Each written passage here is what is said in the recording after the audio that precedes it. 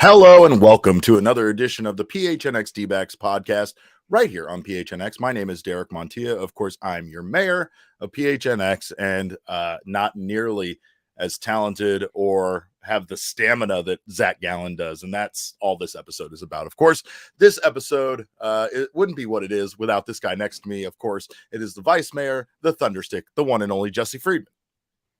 Everyone's gushing about your amazing title today, Derek. One. I know. Sometimes you make some pretty bad puns sometimes, but 44.1 miles per gallon was one of the better ones.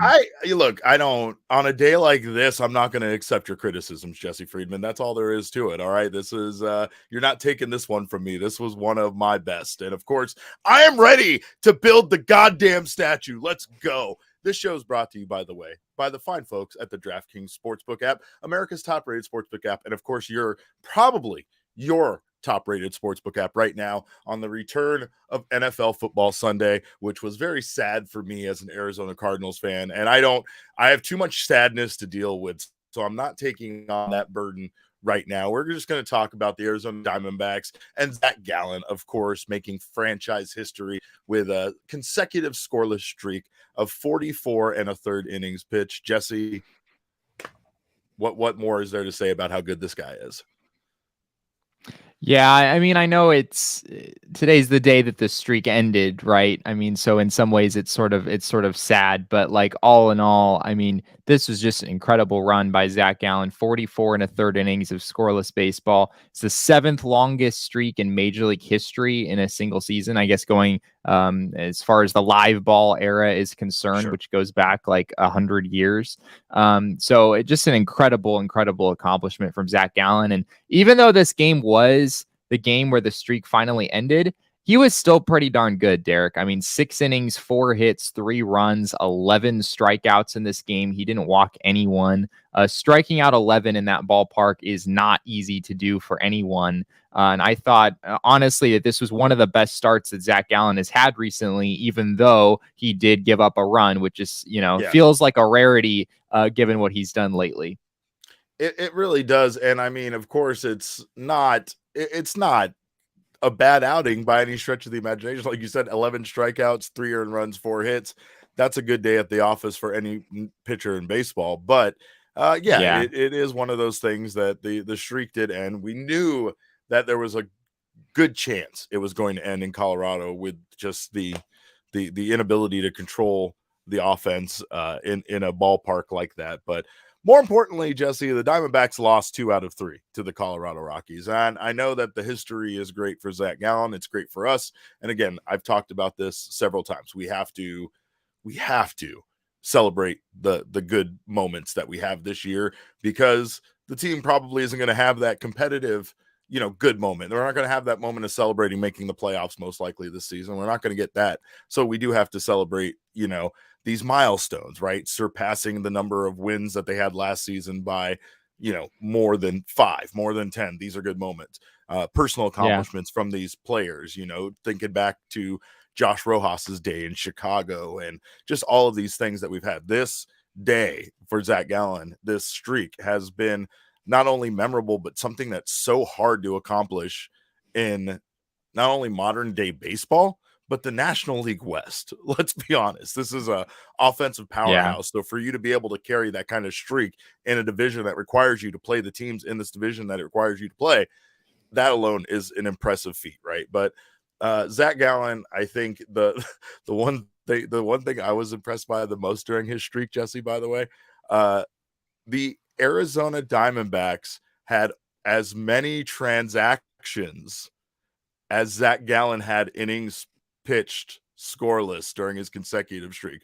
41 transactions made by the Arizona Diamondbacks during his scoreless streak. That counts for every player being called up, sent down, DFA'd, put on rehab. Did you really go through and count all of the transactions? I really did. Yes, since this streak started. Yeah, there were a couple of repeats, so I left those out. Like Caleb Smith, like today he was on a rehab start, and then tomorrow he's on a rehab start. I didn't count those kind of things. I just counted, basically I counted those as one for the most part, right? And moving a player around to a rehab start really shouldn't count as a transaction, but MLB counts it. So I just thought it was funny that during his streak, the Diamondbacks had as many transactions pretty much as innings pitched that he had. But Zac Gallen, of course, continues to be one of the brightest spots for this team.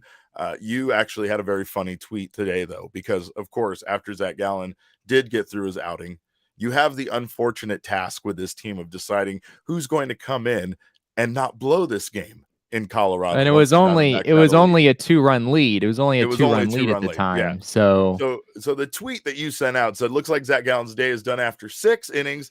Who are you going to in the 7th, 8th, 9th to protect the lead? You, Jesse, you put it to the people. And let's see some of these responses that we got. Open shirt, Derek. That's never a bad idea. Let me tell you why. It's risky, but the risk equals the reward here, I think, is what we're saying. Like, either I'm going to go out there and pitch a scoreless inning, or I'm going to be so drunk at the time that I'm going to fall on my face before I throw a single pitch. Like, either way, that's a win, I think, for everybody. What else? I thought that you were the closer, right? Open shirt Derek was supposed to be the closer. Yeah, so I think it's a little bullish. Like, are we really comfortable with open shirt Derek going the 7th, 8th, and 9th innings? Yeah, I don't know. I don't know if open shirt Derek is prepared for that kind of length. I don't know. Yeah, no, definitely not. He doesn't have stamina. He's more of a flash guy. It's the entrance and everything else that really is what takes the team off guard, and that's not, you're not making it through the rotation, I don't think, through the starting lineup very far with that guy in your on your bump. But let's see what else we have for an answer. Tanner just says, I'll do it. Fuck it. Right? I get it. Fair. Yeah. I think this is how we all feel, right? Like, that's how open shirt Derek was born, was like, no, I got this, because I can't. I don't feel like any of us feel like we could do any worse than what's going out there on the mound. Yeah. Ian Kennedy, Jesse, once again, ineffective for this team on the mound when he came out. He was not good. He was not good. Not good. Joe Mantiply had to mop up the mess. What else do we got? Zac Gallen. Brilliant. Just put on like those like mustache glasses, and then just pose as someone else. Mustache. Yeah. Oh yeah, for sure. The Bobby Valentine from back in the day, for sure. That's gonna. What else we got? We got anything else, Leah? Dalton Varsho. Patrick Lyons from our friends at DNVR says he has to fit in there somewhere. I love this sentiment, because I feel like this is how we all feel. Like, I don't care how we get Stone Garrett and Dalton Varsho and Corbin Carroll in the lineup all together. Figure it out, basically. Yeah. Figure it out.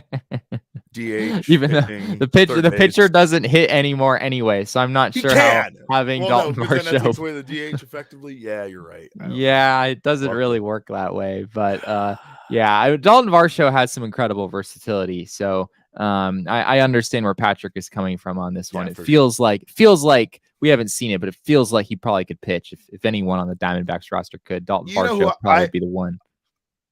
Yeah, you're probably not wrong. The guy is versatile. I'm also thinking Jake McCarthy. Jake McCarthy seems to not be able to do any wrong lately.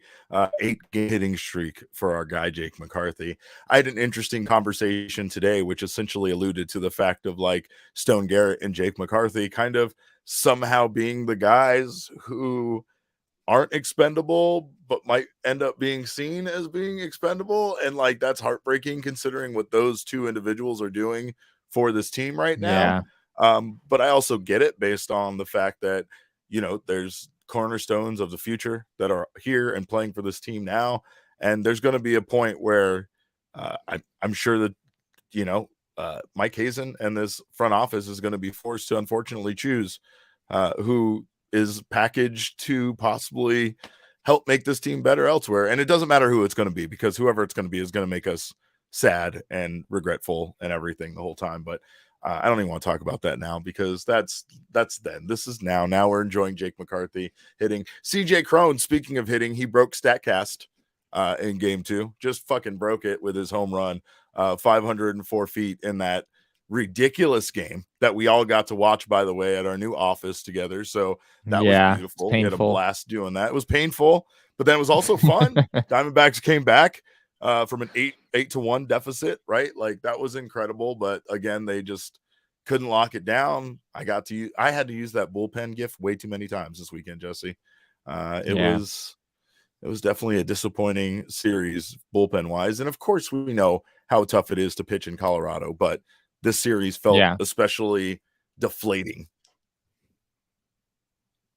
Yeah, I mean, the bullpen has just sort of been like the dark cloud that has, sat right over the top of these last two series for the Diamondbacks. You feel like in that series against the Padres earlier, it was sort of like, the Diamondbacks had a real shot to win 2 out of 3 in that series, but there was the one game in that series where the bullpen just couldn't hold things down. And then again in this series, you feel like there was that one game, out of the 3 that swung what could have been a series win into a series loss. With that game that you're talking about on Friday, you're up 10-8 late in the game, and you wind up losing 13-10 because the bullpen allows 5 runs. I thought it was interesting in that one, Derek, that Torey Lovullo went to Caleb Smith late in the game for both the 8th and the 9th inning. It was like he just seen enough of everyone else in the bullpen and just wanted Caleb Smith, the one guy he hadn't tried back there, to try to finish the job. And Caleb Smith couldn't do it, right? He had 2 outs in the 9th inning, and he gives up a costly 3-run home run. It literally costed the game. It was a walk-off 3-run home run. So both of these series are series that you feel like with a decent bullpen, you probably win these series, right? But unfortunately, the Diamondbacks have now lost 2 out of 3 in back-to-back series. And the high that we were riding earlier in the week has sort of fallen by the wayside as a result. Yeah, 4 losses in a row. It definitely not only felt like the end of any kind of fantasy playoff push, but it almost felt a little bit like the end of the Diamondbacks trying. I don't want to say like they're not giving an effort, but maybe the feeling that we had of the season kind of being over maybe was the same feeling internally. Maybe they knew that they kind of had to play perfect baseball in order for there to even be a chance. And it felt like after it was gone, the Padres series was done. They lost that. It felt like they just came out flat against Colorado. I mean, that pushback though, in Friday's game was impressive. Like we really thought that they were dead in the water, and we were kind of moving on. Again, we were at our new office, which I once again have to thank our friends over at More Furniture for the amazing recliners that I wanted to take a nap in. But I did not trust any of you. I wouldn't sleep around any of you monsters. Like I wouldn't trust any of these animals at PHNX for me to even like close my eyes while they're around me, let alone anything more than that. But they are very comfy seats, and we once again thank our friends at More Furniture for that. Our viewing area, not to brag, but we're going to show it off this week on PHNX social. So make sure to stay tuned for that. But it's something we were talking about today at the Cardinals game, Jesse. We were all out at a tailgate having a fun time, but it was hot and TVs weren't exactly, right in our eyesight, our line of sight area. And a lot of us were talking about how funny it is that if we had a choice right now, we'd all be back at the office. So that's a beautiful thing that our office is that kind of place that you want to be at. And we want to thank you guys that actually showed up. By the way, some of our friends from the chat, some of our friends from our PHNX family stopped by. It was wonderful to see you guys in person. And again, thanks to our friends at More Furniture for hooking all of that stuff up for us. But thank you guys for coming and being there in person, because that was a blast to celebrate, to watch that Diamondbacks game, watch that comeback, and then also watch them blow it together. It felt like our entire Diamondbacks world was all right there for a little while. So that was kind of nice. But of course, this episode is not about anything other than Zac Gallen and his amazing achievement. And of course, as we promised, until this streak was over, Zac Gallen continues to be our DraftKings King of the Series. Hats off to this man.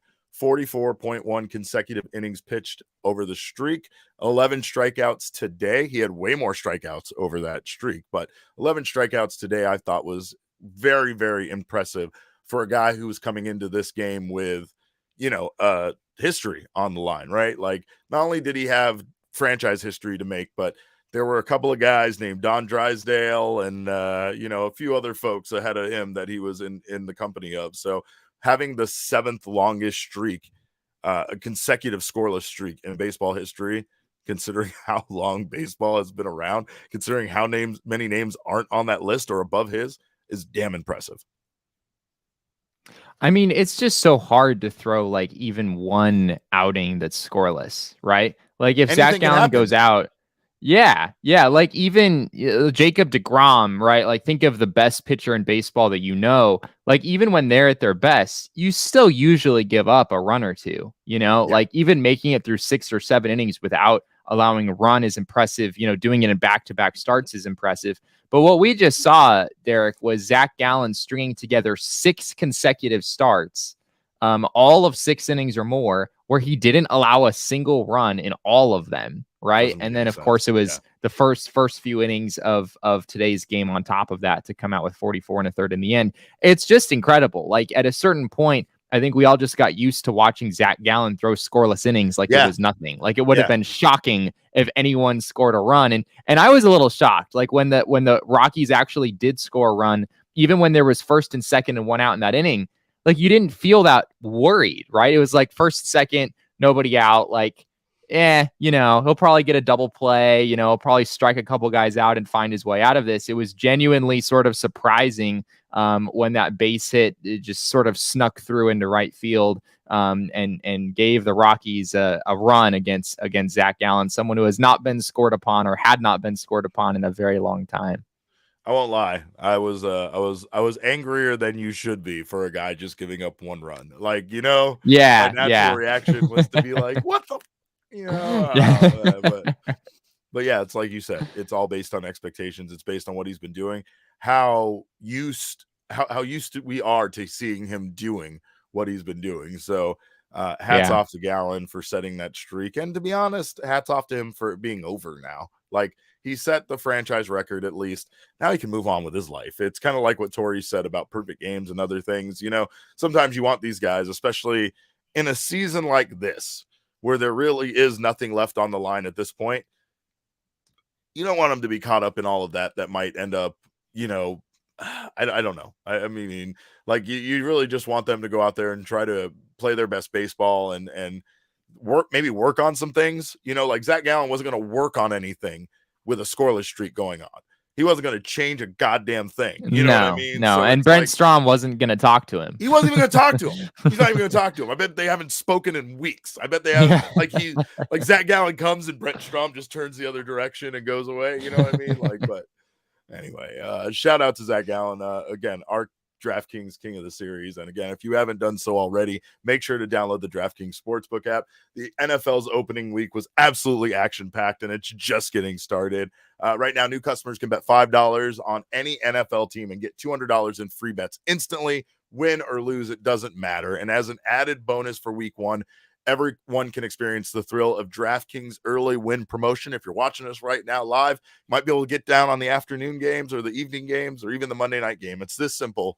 Download the DraftKings Sportsbook, use promo code PHNX, and bet on an NFL team to win. If your team leads by 10 points at any time during the game, you get paid instantly, even if your team loses. That's promo code PHNX on the DraftKings Sportsbook app. Make sure that you are opting in for all promotions when you get down on that app, by the way. That's crucial in some cases. Minimum age and eligibility restrictions apply. See show notes for details. I've actually had a blast betting. I hit today, unfortunately, betting not against the Cardinals, but I had a 3-leg parlay that had Patrick Mahomes going for over 300 yards, Smith-Schuster going for over 55, and Connor getting a touchdown. So I got all of that, and I won myself some money on the DraftKings Sportsbook app. First week, happy to do so. I also bet on the Baltimore Ravens to cover the spread. They smash the Jets because Gabriel the Jets suck. Oh, Gabriel asks, is there? Yes. Is there an option to bet whether the D-backs will outscore the Arizona Cardinals? Oh my God, there should be. We need to talk to our guys. Yeah, we need to talk to our guys at the DraftKings Sportsbook. But don't forget, minimum age and eligibility restrictions apply. See show notes for details. Just had to make sure I get that in case I didn't. But of course, Jesse, that's not the only place that we need to send you guys because, of course, we've been talking about Gametime. Today, the Cardinals game was here. And if you wanted to just say out of nowhere, go to the Cardinals game last minute, your best place to get your tickets for that is our friends over at Gametime. It's the hottest new ticketing app that makes it easier than ever to score your best tickets that you can get at the last minute to concerts, sporting events, and shows. I'm not even gonna get started on the weekend thing. That's a whole other thing. But the Arizona Cardinals today could have saved up to 60% off on your tickets last minute. Great for procrastinators like me. Jesse, he gets his tickets early. I know this guy. He never. That is so not true. That is that so not not true? Are you a true. procrastinator too? Growing up, I would literally, I Oh, never you told me bought that. Yeah, tickets for a you were kind Diamondbacks of like game a far in scalper advance. guy, kind of a little bit. Yeah. Yeah. Well, not yeah. a scalp. I wouldn't use Not the a word scalper. scalper, No, we but can't use the word I scalper. would use the Gametime app relatively frequently. That's right. Because it was like the best way to Genuinely, get you introduced me to it that one time we had a meeting. You actually told Oh me that's how you yes, got all your tickets. That's right. So Jesse's been using it for years. So of course you I never have. trust Jesse.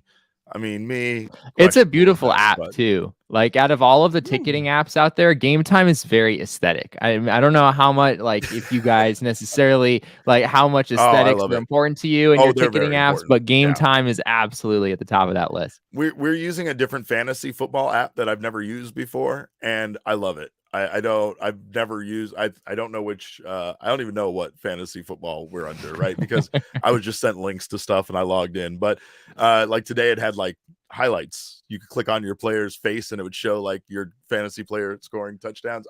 Technology is beautiful. And like Jesse said, yes, Brett Johnson says, "Holy shit, this shit's on SeatGeek." Thank you, Brett Johnson. That's a testimony. That's not from us. That's from one of our friends. So if you love PHNX, you will love Gametime. The best way to support us is by buying your tickets through the link in our show description. So make sure to do that.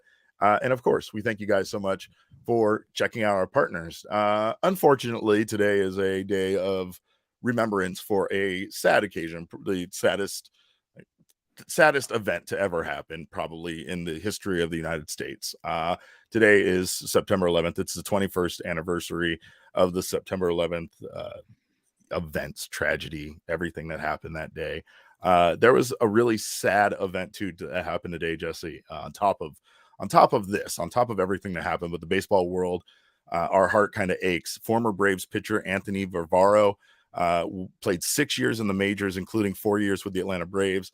He voluntarily retired from the MLB to become part of the Port Authority police officers, and he was unfortunately killed today in a wrong way crash on his way to work Manhattan's 9/11 service. So our thoughts go out to everybody in the baseball community, and obviously his family and loved ones. It's never, it's tragic to hear that, especially considering this is someone that retired from Major League Baseball to go work as a police officer and help people and, serve the community. So, again, our hearts go out. Yeah, Varvaro is it wasn't that long ago that he was playing in Major League Baseball. 2015 was his last season where he logged big league time. So not that long ago, we were watching him pitch. It looks like he finished his career with the Red Sox, and then he had 4 years before that, like you said, with the Atlanta Braves. Was really good reliever for them there for a few years. So always sad to hear stories like this, especially on a day like 9/11 that obviously just sort of has a somber tone to it in general. So this just sort of added on to that. Here's one thing that is often strange to me when it comes to this, because it's not to say that we have happy memories tied to this year or anything, but this was, baseball was the first thing to come back after, the country kind of shut down due to what happened on September 11th. And, you had George Bush coming out on Yankee Stadium, coming out on the field, throwing the first pitch. And then that postseason, the Yankees make this magical run, as well do the Arizona Diamondbacks. And these two teams end up in the World Series. And it was such a happy occasion for us, for our team to win. Right. But it was almost heartbreaking to me to hear the flip side of it, from Yankees fan perspective, because it seemed like it was fate.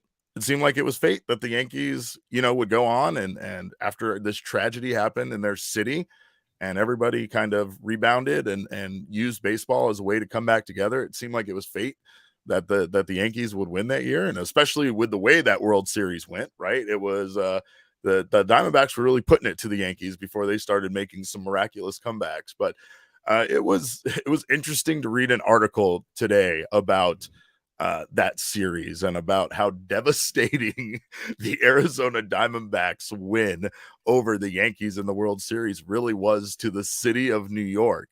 And like it was just a perspective I had never really thought of. It really wasn't from a Diamondbacks perspective, from an Arizona sports fan perspective. It was one of the happiest, momentous occasions, ever. We finally won a major championship, and it is a bit heartbreaking to think that our win, it's always going to bring sadness to some franchise or some fans because their team didn't win it, obviously, right? But Yeah. it was a very strange perspective and almost a little tugged on my heart a bit to read that perspective of apparently the Diamondbacks being the heels in this situation, which it wasn't great to hear, but I guess I understand it from the perspective that, the article was written. Yeah, I mean, it's hard for me to really like understand exactly what things were like at the time because frankly I wasn't old enough to remember any of these Sure. things, but Yeah. I have to feel like there must have been a part I mean, I don't know if like the Diamondbacks fan community necessarily would have felt this at the time. Like you literally just won the world championship, right? It's like the first major sports championship in the state of Arizona. So you're probably not like feeling too bad for a team that had won multiple titles in back-to-back years and No. basically had like this No. powerhouse franchise that people were honestly kind of tired of winning year after year after year. Right. Baseball has a lot of parity. It's pretty unusual for a team to string together multiple World Series championships the way that the Yankees did. But it was, I'm sure it was weird. Like it had to have been weird for New York and just that city and all of the people there to go through everything that they did to have like such a devastating loss, in game 7, to have it all crumble at the end for a franchise that seemed to be kind of keeping the city afloat in some ways. Like the Yeah. Yankees were kind of Yeah. what was holding the fabric of that town together there for about a month. And to see things just end in disaster the way that they did, I can see how that would have been very difficult for them. They basically alluded to the fact that in any other year, the average fan that wasn't the Yankees fan probably would have been behind the Arizona Diamondbacks. Like there would have been a good chance that the Arizona Diamondbacks could have really built kind of a cult following where, fans in other cities kind of rooted for us because it was the Yankees and everything you brought up, right? But then Sure. it happened during this year that America was behind New York, and America was kind of like the average fan kind of felt that love Yeah. for New York City and everything like that. So like, I mean, again, from a reasonable perspective and having gone through it, having been a fan through it, like especially me, I was a fan of both teams. For me, it was one of those perspectives that when the series started, I thought I couldn't lose. And then as I've described before on this podcast, I honestly found myself just, it's like that Yankees fan cap that my dad had put so firmly on my head was starting to come off, and that Diamondbacks hat was coming on a little tighter. I don't know if it was the early wins. I don't know if it was the way the season went.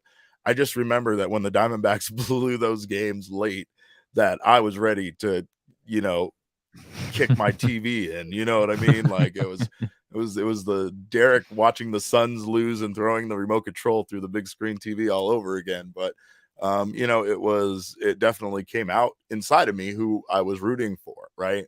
And I think that's maybe it. Like, there normally would have been like that for a lot of people, maybe, but it was just a year where, our collective hearts broke for what happened in New York and Pennsylvania and everywhere else in DC, and it was one of those things where we were just kind of trying to pick up the pieces and figure out how the hell this happened to us. Like we were like, it's so crazy how our country has changed since that day.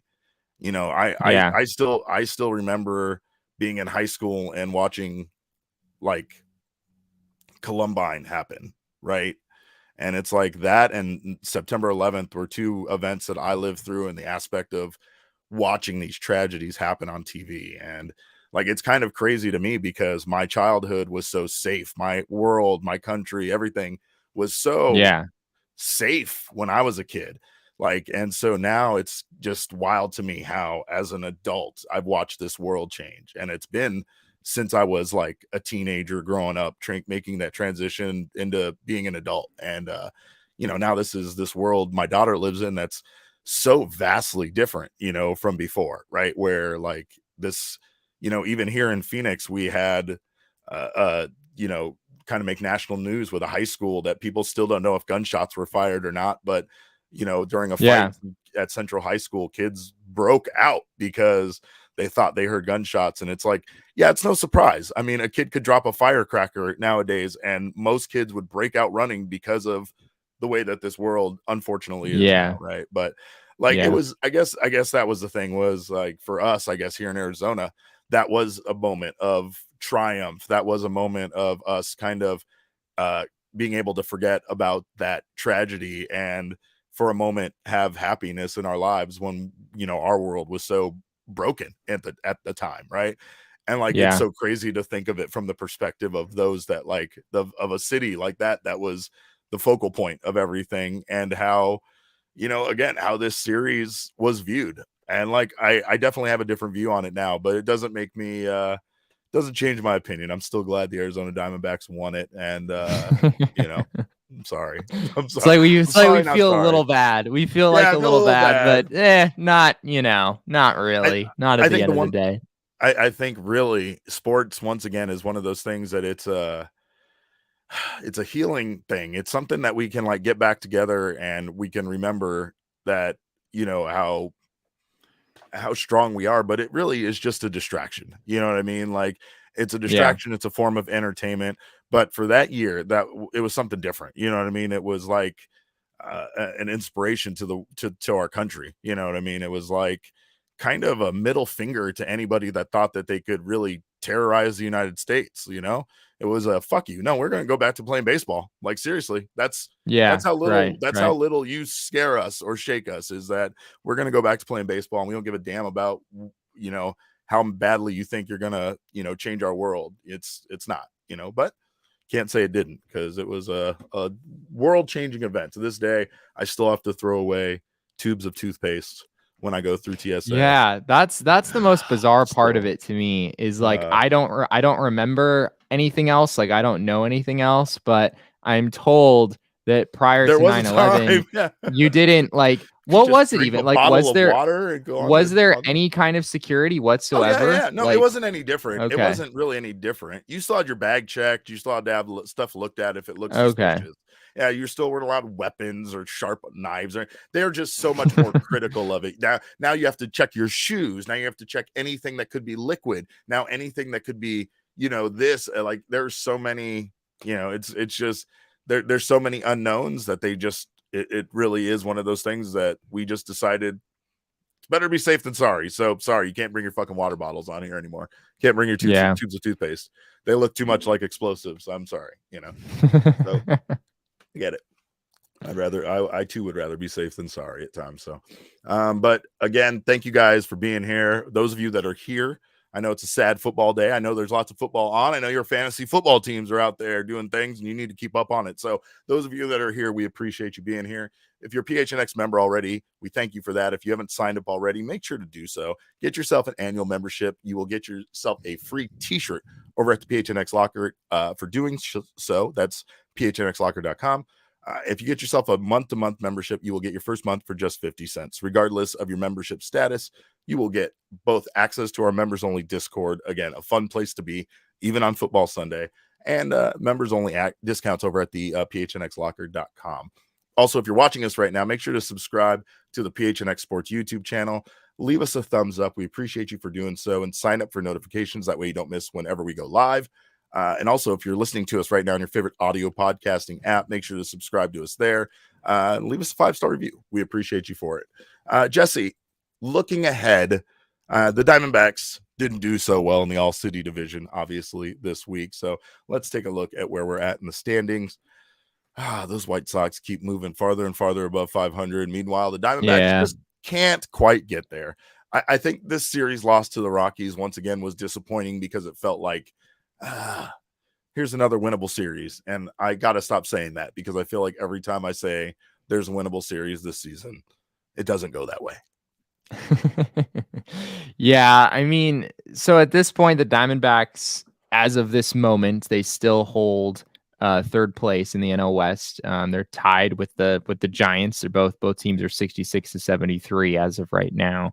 Diamondbacks hold the tiebreaker, so technically they are in third place. But yeah, as far as the AllCity division is concerned, it seems like the White Sox are gaining some space there. I'm not so sure how we feel about the D-backs' long-term hopes of beating a team that's 3 games over 500 at this point. We want to be the most mid team, Jesse. We want to be the most mid team.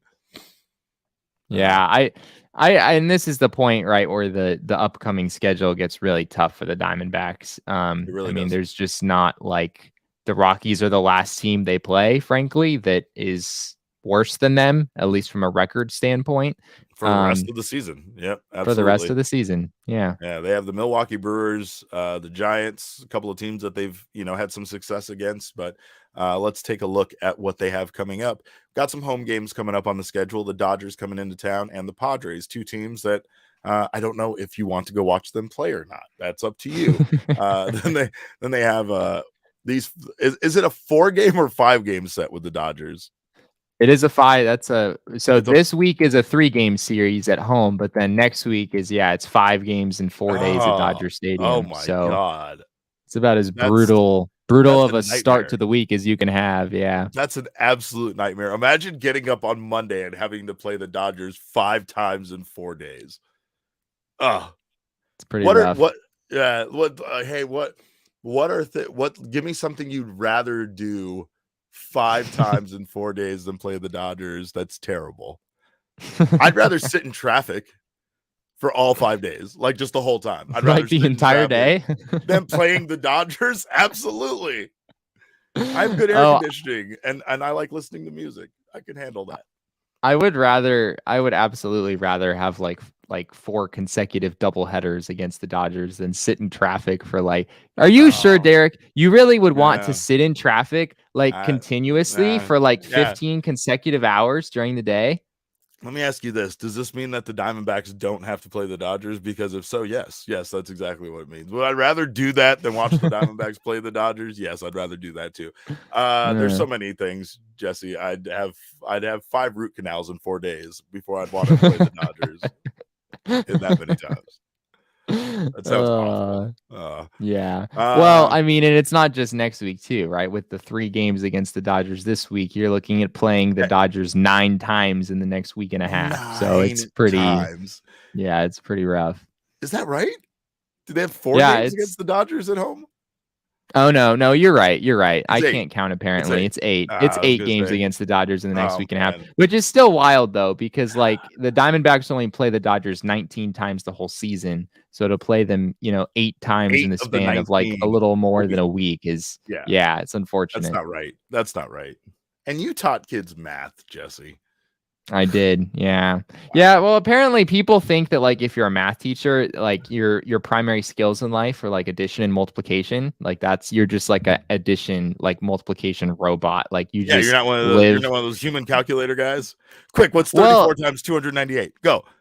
No, that's stupid. That's what people have done to me since I was 8 years old, and there's no part of that I enjoy. So if you have a math teacher in your life, do them a favor and don't ask them to do your random household calculations that you have to do throughout the day, because really nobody enjoys that, and that's what your phone calculator is for at the end of the day. So make use of it, people. You know what you've been doing since you were 8 years old, Jesse. Should Mark Grace and Darren Sutton welcome a young Greg Schulte into the broadcast booth? Come on, man. You know what you've been doing, so don't make me play the whole video. Speaking of things that have been around since that video first aired, Albert Pujols hit number 697. Ties A-Rod, 4th most in Major League Baseball. So once again, our hat off to T.O. Albert and everything that he's been doing. It's been fun to watch, and I think everybody's enjoying it. Someone said that they're throwing him meatballs. So what? Doesn't he deserve to be throwing meatballs at this point of his career? I don't know. That's just my opinion. But shout out once again to our friends at Four Peaks Brewing Company. We thank them for their hospitality. We had our ASU tailgate party out there, a watch party for ASU. Unfortunately, it did not go our way. Nothing went our way this weekend, Jesse. It's a very bad weekend of football. It's a bad weekend. In the Zac Gallen at Valley. least Just got the not, franchise. Yeah, Zac Gallen yeah. saved us, but we thank our friends out at Four Peaks for their hospitality. And of course, we'll be out there the last Wednesday of every month doing our thing. Make sure to join us. Of course, if you can't join us, make sure to watch us live. Grab yourself some Four Peaks at your local grocery store and enter our Four Peaks Toast of the Month sweepstakes, by the way, which can win you a little bit of swag and get yourself a $50 Four Peaks gift card, a PHNX shirt of your choice, and a PHNX annual membership. You can enter over at gophnx.com. And while you're there, you can also enter our OG's brand flavoring live sweepstakes. One winner will receive three bags of OG's gummies, including my favorite orange creamsicle. That's Open Shirt Derek. He happens to be everybody's favorite for closer. And I see it. I see why. You also get yourself an OG's hat, a PHNX shirt of your choice, and a PHNX annual membership. So go to gophnx.com or click the link in our show notes. Sign up for both of those sweepstakes. And if you haven't had a chance already, check out our friends at OG's. They're all about flavoring life. I love their gummies. They are delicious. They have a variety of strains and a variety of doses for everybody, no matter how much you need. Micro doses, big doses, little doses, all in between, everything you need, all sorts of strains. You can find them at your local dispensary, or if you need to find them, and you can find them at your local dispensary, go to ogsbrands.com. You can also find them on Instagram at ogsbrands. That's OGEEZ brands. Must be 21 years or older to purchase. That goes the same, by the way, for Four Peaks as well. And of course, that's what I'm going to be using in order to get over this loss, or not this loss. This is a win. The series was a loss. The Cardinals game was a loss. The ASU Sun Devils was a loss. It's how I rebound. It's how I come back on Monday strong. But of course, at least Zac Gallen has our back, because we needed a win, and the Diamondbacks brought us a big win today, at least in the finale. So thanks to them for not getting swept. Yeah, and I think we should also mention Jake McCarthy and just like what the completely wild things that he's been able to do over the last 2 months. As Leah mentions, the Coyotes didn't lose at least. Coyotes didn't lose. Yes. Thanks, Coyotes. Yes. Hold on to the little things. Yeah, this is 2 months to the day that Jake McCarthy was called back up to the majors. He was called back up on July 11th. He's had a few different stints in the majors this year, but this most recent one, Derek, has just been ridiculous. And if you look at his numbers in July, he between like those last 3 weeks or so of the month that he was in the majors, Jake McCarthy in that month hit like 300 and had like a 900 OPS. If you look at August, the numbers look basically the same. And so far in September, he's batting nearly 400, I believe, as of the game today, in which he had 4 hits against the Colorado Rockies. So McCarthy's batting 305 for the season. He was hitting 228 when the Diamondbacks called him up 2 months ago.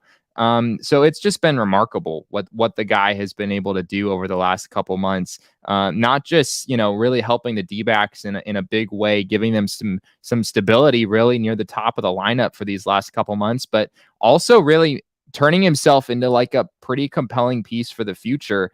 I don't know a few months ago if you had asked us, where does Jake McCarthy fit into the future of the Diamondbacks? I'm not sure what I would have said. Like probably a 4th outfielder. Maybe he finds a way to be in the mix, even though the Diamondbacks outfield is so crowded.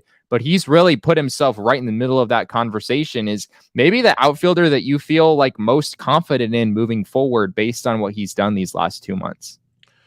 Jake McCarthy has an 8-game hitting streak. Any guesses what his batting average is during that streak, Jesse? It's probably very high, because he had 4 hits today, and he had, I think, 3 or 4 hits in another game earlier in the week. I don't know. It's probably 420.